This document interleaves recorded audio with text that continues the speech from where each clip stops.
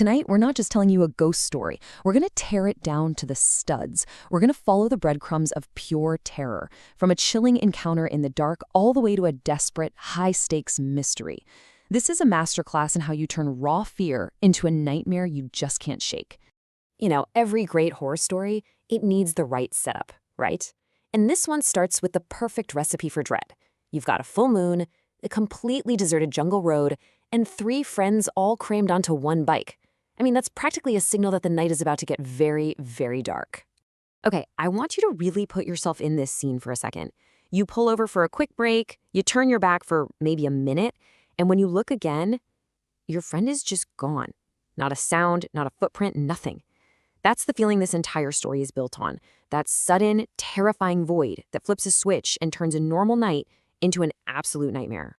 So that brings us to our first act, the moment it all kicks off. We're going to see how one simple stop on the side of a road lights a fuse on a chain of events that spirals way beyond anything these friends could have possibly imagined. Look at how fast this all goes down. At 10 p.m., everything's totally fine. By 10:05, they've pulled over. And just 5 minutes after that, Ajay is gone. The narrator and Suresh, their first thought is, okay, he's just messing with us. They're joking about leaving him behind. But then a sound cuts through the trees and changes everything. And this is the turning point. The scream they hear is "Bhai bacho," which means, "Brother, save me." The way he says it, it's not a joke. It is pure, undiluted terror. And just like that, the prank is over. They know something is seriously wrong, and they plunge straight into the jungle, running toward that scream. So they dive into the jungle, and what they find, it's like the first few pieces of a puzzle from hell. There's blood splattered on the leaves, there are drag marks in the dirt, and then they see her. A woman in a black sari, violently dragging Ajay deeper into the woods. They take off after her, following his screams, until the trail leads them to this creepy old mansion just sitting there in the middle of nowhere. And this is where things get really intense. We're moving into the second act, where the mystery gets deeper and the true horror starts to show its face. They know where Ajay is, but to get to him, they have to go inside that mansion. And that place just radiates pure dread. Right away, you see this classic horror movie split. The narrator is trying to be logical, thinking, okay, this has to be some kind of psycho killer. But Suresh, he is terrified. He's convinced they're dealing with a witch and that they need to run. It's that timeless conflict, loyalty to your friend versus that primal need to just save yourself. Well, the narrator wins the argument. They grab a couple of big sticks to use as weapons and force their way into this dusty, cobweb-filled mansion. And just as they're standing in the entryway, trying to get their bearings, a final blood-curdling scream rips through the second floor. And then, complete silence. They know. They have to go up.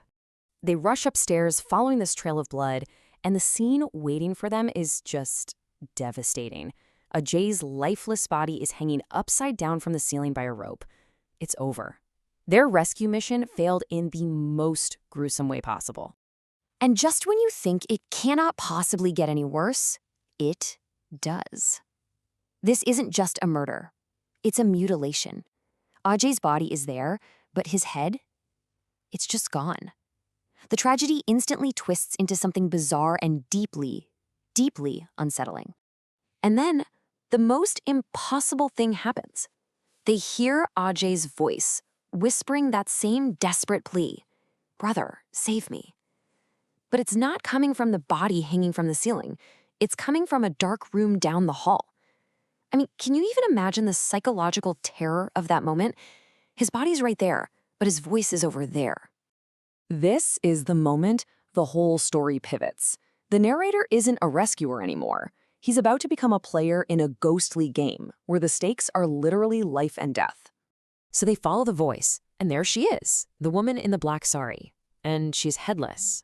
In her hands, she's holding Ajay's head, and it's still speaking.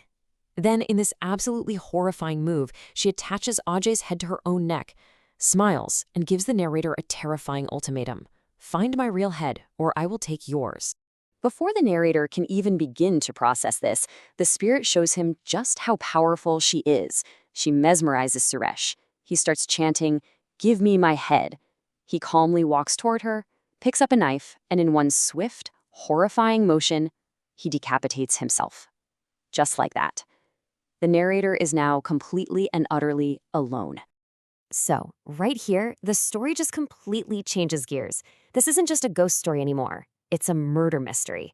And to save his own life, the narrator has to become a detective and solve the cold case of the headless ghost.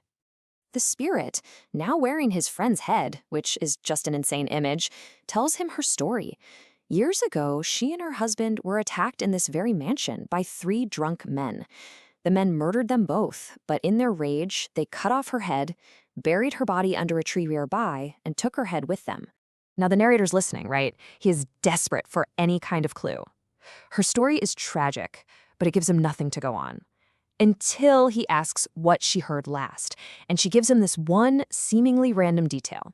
The killers were talking about frying and eating fish. And that little detail, that's everything. This is an absolutely incredible moment of deduction under pressure. Let's walk through his logic. Okay, the murderers wanted fish, but the husband had only caught 1, which is not nearly enough for 3 guys. So where would they go to get more? The pond. And if you're one of those guys and you're carrying a severed head, the pond is the most logical place in the world to get rid of it. And that incredible deduction leads us into the final act, the execution. The narrator has a theory, a real long shot, but now he has to prove it, with his own life hanging in the balance. For two agonizing hours, the narrator wades through this dark, murky pond behind the mansion, just feeling around in the mud with his bare hands and feet, desperately searching for a human skull. The sheer terror and determination in that moment is just, it's hard to even imagine. And then his fingers close around it. He finds the skull buried deep in the mud. From there, he follows the spirit's instructions to the letter. He digs up her grave under the banyan tree. He places the skull with the rest of its skeleton, and he sets the complete remains on fire, giving her a proper funeral rite. As he's watching the fire burn, he sees a form rise from the flames. It's the spirit, finally whole, finally at peace. Her soul ascends into the night sky, and the narrator knows the curse is broken. He's free. He runs from that jungle and never, ever looks back. But that brings us to the final, haunting question, doesn't it? He survived the night, he escaped the jungle, but after the trauma he went through, after witnessing the deaths of his best friends and bargaining with a ghost, the physical escape is only half the battle. Can a mind ever truly escape a memory like that?